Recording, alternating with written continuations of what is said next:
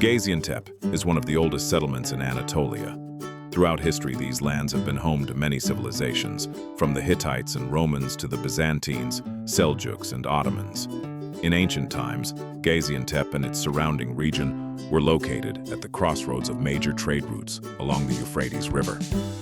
One of the most important settlements of this period was Zeugma, which became a major center of culture and trade during the Roman Empire. Today, Zeugma is known worldwide for its famous mosaics, which clearly reflect the region's artistic and economic strength.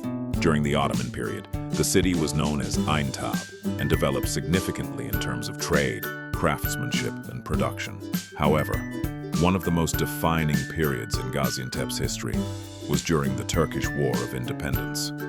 Between 1919 and 1921, the people of the city resisted occupation despite severe limitations.